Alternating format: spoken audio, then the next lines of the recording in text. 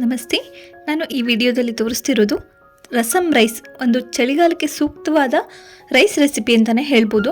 ತುಂಬಾ ಟೇಸ್ಟಿ, ಅಷ್ಟೇ ಬೇಗ ಆಗುತ್ತೆ ಮತ್ತು ಕಮ್ಮಿ ಇಂಗ್ರೀಡಿಯೆಂಟ್ಸಿಂದ ತಯಾರಾಗುತ್ತೆ.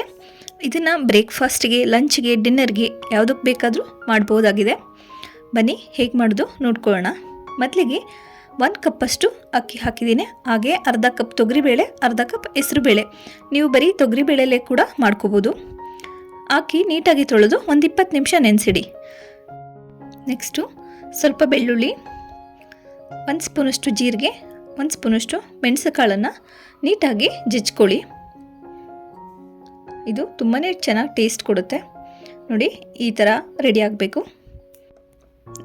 ನೆಕ್ಸ್ಟು ಒಂದು ಕುಕ್ಕರ್ ಇಟ್ಕೊಂಡು ಅದಕ್ಕೆ ಸ್ವಲ್ಪ ಬೆಣ್ಣೆ, 1 ಸ್ಪೂನಷ್ಟು ಎಣ್ಣೆನ ಹಾಕೊಳ್ಳಿ. ಬೆಣ್ಣೆ ಆಪ್ಷನಲ್ಲು.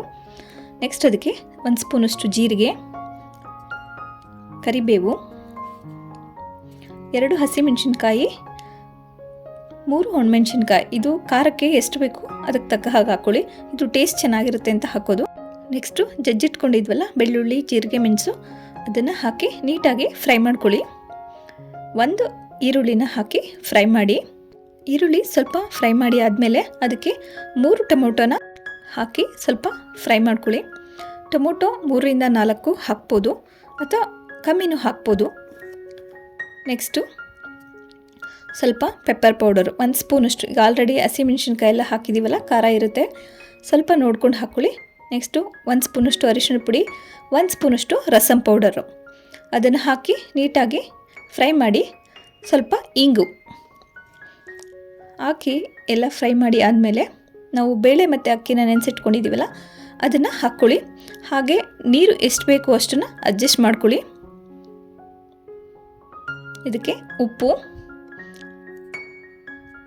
ಮತ್ತು ಹುಣಸೆ ರಸನ ಹಾಕಿ ನೀಟಾಗಿ ಮಿಕ್ಸ್ ಮಾಡ್ಕೊಳ್ಳಿ. ಅದನ್ನು ಮುಚ್ಚಿ 2 ವಿಷಲ್ ಬಂದರೆ ಸಾಕು.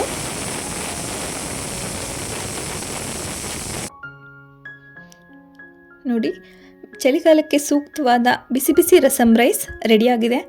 ತುಂಬಾ ಟೇಸ್ಟಿಯಾಗಿರುತ್ತೆ, ಅಷ್ಟೇ ಬೇಗ ಕೂಡ ಆಗುತ್ತೆ. ಹೆಲ್ತಿಗೂ ಕೂಡ ತುಂಬ ಒಳ್ಳೆಯದಿದು.